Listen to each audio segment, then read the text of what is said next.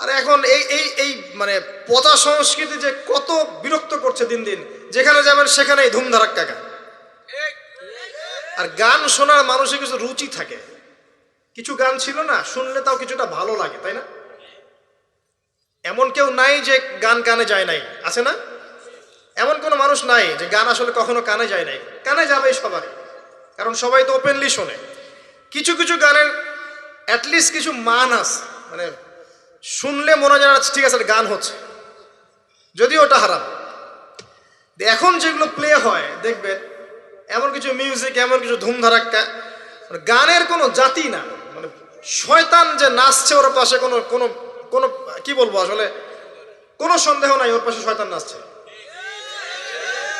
এমন এমন সাউন্ড, আর যদি যা বলেন ভাই সাউন্ডটা একটু কমায় দেন, পাশে আলেম আছে বা মসজিদ আছে বা নামাজ হচ্ছে, আরো জোরে দিবে সাউন্ড। এদেরকে সামাজিকভাবে প্রতিহত করা দরকার।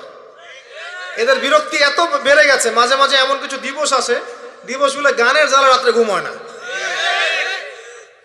মুমিন বান্দা ঈশার নামাজ পড়ে ঘুমিয়ে যাবে, শেষ রাত্রে উঠবে, ও সারা রাত ঘুমই হবে না এই গানের জ্বালায়। বিয়ে হবে দেখবেন ধুম ধারাক্কা গান লাগিয়ে দিয়েছে। একদম একটা ফ্ল্যাটের মধ্যে 10টা পরিবার আছে, ওর কোনো খেয়ালই নাই, ও একাই পরিবার, ছাদের উপর যাবে ধুম ধারাক্কা গান বাজাবে, মাশাআল্লাহ এই বরকত নিয়ে জীবন শুরু করছে।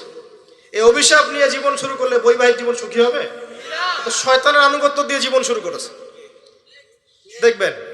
আবার দিয়ে এমন সময় অনেক কিছু কনসার্ট হয় দেখবেন, স্টেজে এমন ভাবে নাচানাচি করে মনে শুয়োর আর বারণ নাচছে। হ্যাঁ, হাদিসে এই শব্দ এসেছে, আমার উপর রাগ করবেন না।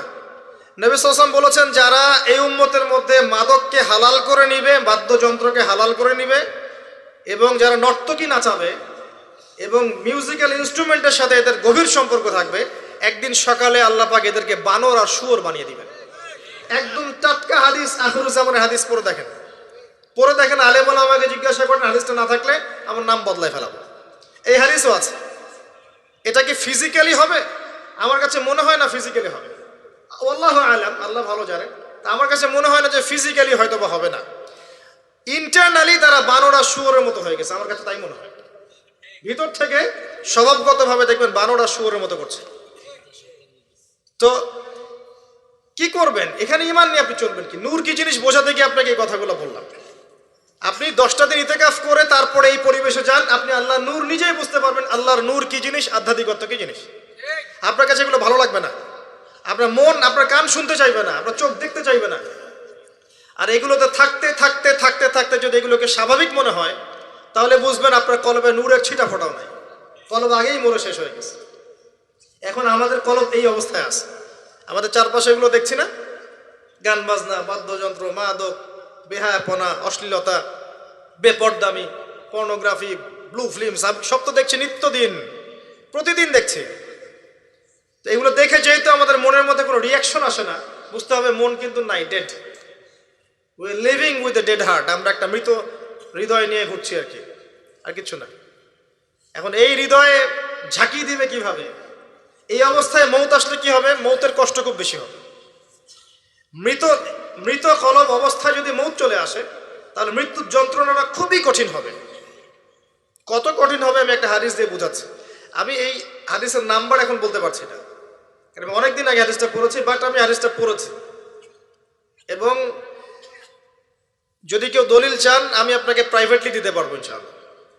কোনো একজন নবী আল্লাহকে বলেছিলেন যে আমি বারজাখের মানুষের সাথে যোগাযোগ করতে চাই। কেমন আছে বারজাখের, বারজাখ বোঝেন তো, পরকালে বারজাখের মানুষ কিরকম আযাব, কিরকম শাস্তি ভোগ করছে, আল্লাহ আমি একটু দেখতে চাই। একজন ব্যক্তি, মেবি উনি মুসা আলাইহিস সালামের যুগের বা ঈসা আলাইহিস সালামের যুগের, আমার ঠিক মনে পড়ছে না, এ দুজনের একজন হতে পারেন। আল্লাহ পাক দেখালেন একজনকে যে এই যে এই ব্যক্তি খুবই রুগ্ন, ক্লান্ত, মানে দেখে মনে হচ্ছে তিনি খুবই পেরেশানির মধ্যে আছে। তাকে নবী জিজ্ঞাসা করছেন, একজন নবী জিজ্ঞাসা করছেন, তুমি কি অবস্থায় আছো, কেমন আছো? তো সে বলছে যে আমার মৌত হয়েছে আজকে থেকে 1000 বছর আগে। আমার মৌত হয়েছে আজকে থেকে 1000 বছর আগে, এখন পর্যন্ত মৌতের যন্ত্রণা আমার যায় নাই। আমার কথা কি বুঝতে পারলেন ভাই? যার কলব যত মৃত, রূহ কবজ করার সময় তত শাস্তি হবে, তত বেশি কষ্ট হবে। যার কলব যত পবিত্র, রূহটা অত সুন্দর করে আস্তে করে বের হয়ে চলে আসবে ইনশাআল্লাহ। যেমন কলসি থেকে পানি ঢাললে যেমন হয়, এভাবে রূহটা বের হয়ে চলে আসবে। কলব পরিষ্কার না থাকলে এটা হবে না। এগুলো আধ্যাত্মিক মারেফতি কথা নয়, কিন্তু বিষয়টা এই যে আমরা অনেকে আবার এগুলোকে বানিয়ে দিয়েছি পীর মুর্দি, তাই না? এবং নেগলেক্ট করি যেগুলো পীর মুর্দি বয়ান করবেন না, এসব পীর মুর্দি বলে বিষয়টা না। বিষয়টা হচ্ছে আত্মশুদ্ধি। আর একজন পীর যদি একজন মানুষকে আত্মশুদ্ধির পথে নিয়ে যেতে পারেন, বিষয়টা কখনো খারাপ করে দেখার কিছু নাই। একজন মানুষ যদি আরেকজন মানুষকে আত্মশুদ্ধির পথে নিয়ে যেতে পারেন, এটাকে খারাপ করে দেখার কিছু নাই। হ্যাঁ, এগুলোর নামে আমরা অনেক কিছু তৈরি করেছি যেগুলোর হয়তো অস্তিত্ব নাই। এটার নামে আমরা অনেক কিছু তৈরি করেছি, নিজেরা বানিয়ে নিয়েছি। এগুলো হয়তো আপনি বলতে পারেন যে হ্যাঁ এগুলো সুন্নাহসম্মত হচ্ছে না ইত্যাদি, কিন্তু আত্মশুদ্ধির এই প্রক্রিয়াটাকে আপনি ডিসকারেজ করতে পারেন না। আর আত্মশুদ্ধি আল্লাহওয়ালা মানুষের কাছে না আসলে হবে না। আত্মশুদ্ধির এই বিষয়গুলো এই কিছু কাজ করা এবং কিছু কাজ বর্জনের সাথে জড়িত আছে। আবারও বলছি, এই বিষয়গুলোতে জড়িত থাকলে আপনি আত্মশুদ্ধি পাবেন না। যেমন মাদক, পর্নোগ্রাফি, হারাম মেয়ের সাথে জেনার সম্পর্ক, হারাম বান্ধবী, হারাম অ্যাফেয়ার্স, সুদের সাথে সম্পৃক্ত থাকলে, মনে রিয়া থাকলে, অহংকার থাকলে, গীবত তহমত করলে, এই ধরনের কাজ, বেপরদামি বেহায়াপনার মতো থাকলে, মিউজিকের সাথে থাকলে, জুয়ার সাথে থাকলে, বা এই দুনিয়ার জীবনটাকে খেলতামাশার মতো গ্রহণ করেছেন, আল্লাহর হুকুম আহকামে পরোয়া করছেন না, আজকের দিনটা এনজয় করে নিন, কালকের কি পাতা, এমন আকীদা আদর্শে যারা বিশ্বাসী, এদের মনের মধ্যে আত্মশুদ্ধি আসবে না। আল্লাহ পাক আমাদের সবার কলবগুলোকে পরিষ্কার করুন, পরিপূর্ণরূপে আত্মশুদ্ধি অর্জন করার তৌফিক দান করুন, এবং যে কাজগুলো করলে আল্লাহ পাক আমাদের কলবে আল্লাহ নূর দান করবেন, সেগুলো বেশি বেশি করার তৌফিক আল্লাহ পাক দান করুন। আমিন। একটা এক্সাম্পল দেই, অন্য জায়গায় যাচ্ছি। দেখেন, ইবলিস কি কম জ্ঞানী ছিল? সে কি কম ইবাদত করেছে আল্লাহর? ইবাদতের ক্ষেত্রে, জ্ঞানের ক্ষেত্রে সে তো অতুলনীয় হয়ে আছে। প্রচুর ইবাদত করেছে, প্রচুর জ্ঞানী। এই মহাবিশ্ব সম্পর্কেও জ্ঞান আছে না? তার প্রচুর জ্ঞান আছে। কি কারণে সে চিরস্থায়ী জাহান্নামী হলো? একটা আদেশ লঙ্ঘন করেছে। এই তো একটা আদেশ তো আদম আলাইহিস সালামও লঙ্ঘন করেছে। তাকে বলা হয়েছে গাছের কাছে যেও না, আমাদের পিতা ভুল করে গাছের কাছে চলে গেছে। এটাও তো একটা অন্যায়, তাই নয় কি? এটা তো আল্লাহর আদেশকে লঙ্ঘন করা হলো। আদম আলাইহিস সালাম তওবা করে ফিরে এসেছেন, বলেছেন রব্বানা যালামনা আনফুসানা ওয়া ইল্লাম তাগফির লানা ওয়া তারহামনা লানাকুনান্না মিনাল খাসিরিন। এটা আদম সন্তানের স্বভাব, ভুল করবে, তওবা করে ফিরে আসবে। কিন্তু ইবলিস, সে তওবা করে ফিরে আসেনি, বরং আবা ওয়াস্তাকবারা, সে অবাধ্য হয়েছে, অহংকার করেছে। খলাকতানি মিন নার ওয়া খলাকতাহু মিন তিন। এই যে অন্যকে ছোট করা, তুচ্ছ করা, আল্লাহর আদেশকে অস্বীকার করা, অহংকার করা, এই অহংকারের কারণে তার সমস্ত এলেম এবং আমল সব ধ্বংস হয়ে গেছে। তো এখন যদি আমরা অনেক এলেম আমল করি, মনে অহংকার থাকে, আত্মশুদ্ধি অর্জন হবে? আত্মশুদ্ধি সবচেয়ে ইম্পর্টেন্ট জিনিস। আমি একটা বই সাজেস্ট করছি। বইটা আমি পড়ছি, কিন্তু আমার পড়ার পরে আমার আসলে পিপাসা মেটেনি এখনো। এই টপিকের আরো বেশ কিছু বই আমি সংগ্রহ করার চেষ্টা করছি। ইনশাআল্লাহ তাআলা আগামীতে আমি এই টপিকে, শুধু এই টপিকেই আলাদা স্বতন্ত্র একটা লেকচার দিব ইনশাআল্লাহ তাআলা। আল্লামা তাকি উসমানী হাফিজাহুল্লাহ, তার একটা বই আছে আত্মশুদ্ধি ও তাসাউফ। বইটা পড়েন। বইটা পড়লে আপনার কাছে মনে হবে যে বইটা আপনার জন্য লেখা হয়েছে। বইটা পড়ছিলাম আর মনে হচ্ছিল যে বইটা আমার জন্যই লেখা হয়েছে। মনে হয় বইটার প্রতিটা ওয়ার্ড আমাকেই বলা হচ্ছে। মন দিয়ে পড়েন আর পড়াশোনার অভ্যাস করেন। একদিন লেকচার শুনলেন 1 ঘন্টা 1.5 ঘন্টা, এটা আপনার জীবন পরিবর্তনের জন্য যথেষ্ট নাও হতে পারে। হ্যাঁ, যদি আল্লাহওয়ালা তেমন মানুষ হন হয়তো বা হবে। আমাদের মতো মানুষের লেকচারে 1 ঘন্টা 1.5 ঘন্টা লেকচার শুনেও আপনার জীবন পরিবর্তন না হওয়ার সম্ভাবনাই বেশি। কথা তাসির হয় তখনই যখন বক্তার মধ্যে ইখলাস থাকে, দিনের প্রতি মহব্বত থাকে, আল্লাহর দিন, আল্লাহর জমিনে প্রতিষ্ঠার মানসিক চেষ্টা থাকে, মনের দরদ থাকে। जो बात दिल से निकलती है दिल पे असर करती है, একটা কথা আছে না? যে কথাগুলো দিল থেকে বের হয় সেগুলো মানুষের দিলের মধ্যে কি হয়? আসার করে। তো এখন এরকম মানুষের সংখ্যাই বা কত? আর আমরা যে জ্ঞান এবং আমল করি তাতে বুঝতেই পারছি যে আমাদের দ্বারা কি হতে পারে। তারপরেও আলহামদুলিল্লাহ কিছু মানুষের উপকার হচ্ছে, এটাই আলহামদুলিল্লাহ।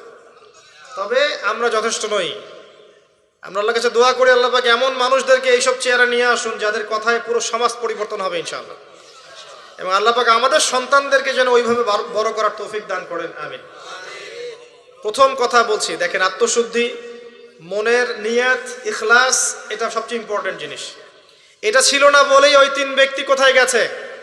জাহান্নামে। শহীদ হয়েছে জাহান্নামে, দান করেছে জাহান্নামে, আলেম হয়েছে জাহান্নামে। এটা সেই হাদিস যেটা বর্ণনা করতে আবু হুরায়রা রাদিয়াল্লাহু আনহু অজ্ঞান হয়ে পড়ে যেতেন। প্রথম যেটা সমস্যা ছিল, এদিকে মনোযোগ দেন, আমরা শেষ করে দেব, গুছিয়ে নেব। প্রথম সমস্যাটা কি বলেছিলাম? শিরক।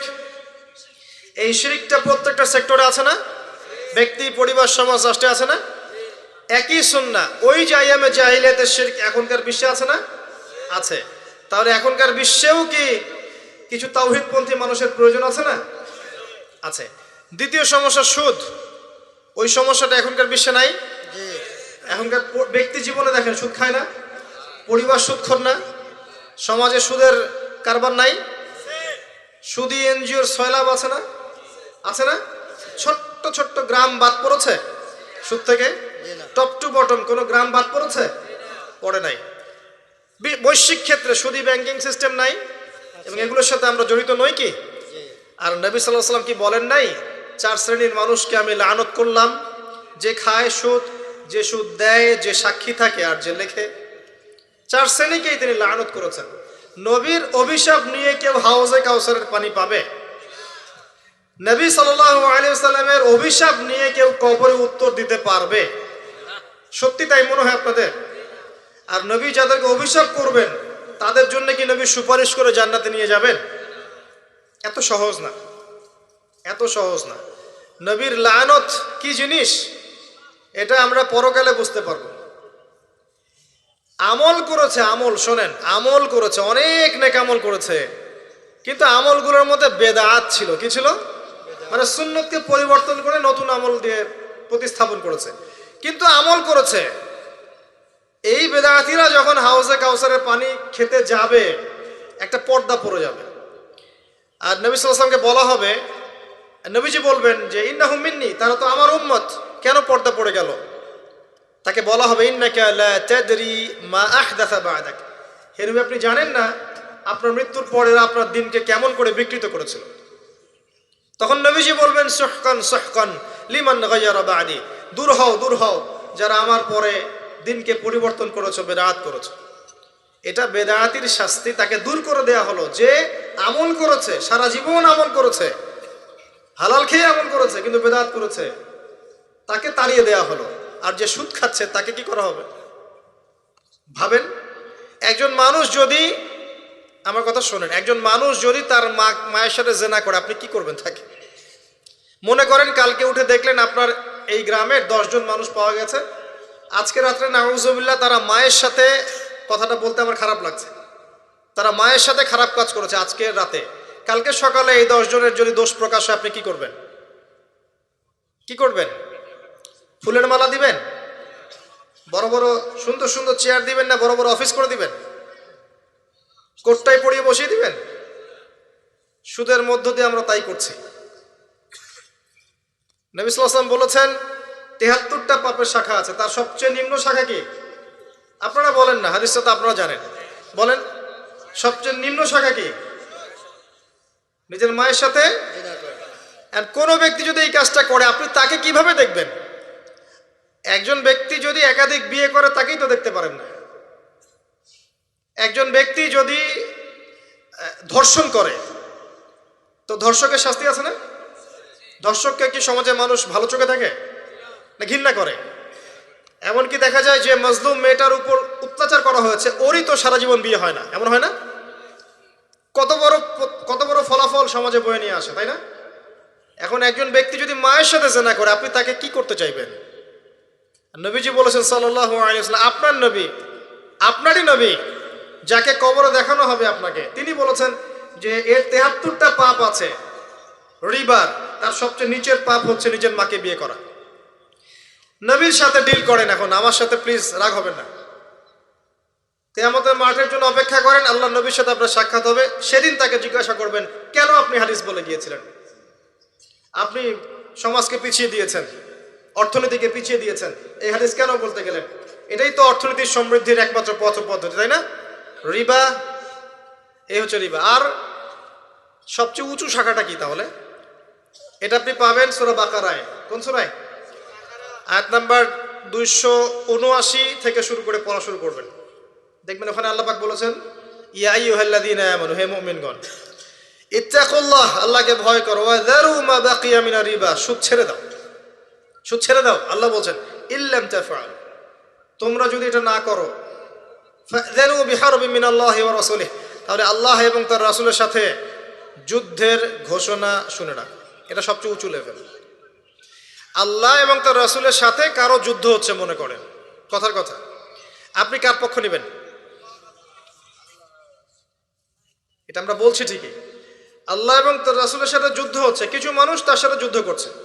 মনে করেন রাসূল সাল্লাল্লাহু আলাইহি ওয়াসাল্লাম জীবিত আছেন, একদিকে দাঁড়িয়ে আছেন, কথার কথা, এবং তার অপোজিশনে ধরেন 1 লক্ষ মানুষ দাঁড়িয়ে আছে, যাদের হাতে অত্যাধুনিক মারণাস্ত্র আছে, নবী সাল্লাল্লাহু আলাইহি ওয়াসাল্লামের হাতে কিচ্ছু নাই, তিনি একা মনে করেন, আপনি তার উম্মত। এখন আপনি এই যুদ্ধে কার পক্ষে দাঁড়াবেন? কথা বুঝতে পারছেন? আমরা এখন কার পক্ষে দাঁড়িয়ে আছি জানেন? ওই মানুষদের পক্ষে যারা অস্ত্রশস্ত্র নিয়ে নবীর এগেনস্টে দাঁড়িয়ে আছে। আমাদের উচিত ছিল নবীর পক্ষে, আল্লাহর পক্ষে দাঁড়ানো। আমরা এই রিবার মধ্য দিয়ে তার বিপক্ষে দাঁড়িয়ে আছি। সূরা বাকারা পড়ে দেখেন, এটা আমার কথা না, একটা কথা বানিয়ে বলে নেই, একটা কথা এদিক ওদিক যাবে না ইনশাআল্লাহ। এটাই লেখা আছে কোরআনে, ওয়াইল্লাম তাফআলু ফাযানু বিহারবিন মিনাল্লাহি ওয়া রাসূলিহি। যে কোনো আলেমকে জিজ্ঞাসা করেন, যে কোনো মাযহাবের, এই কথাই বলবেন, যদি সাহস থেকে থাকে, সৎ সাহস।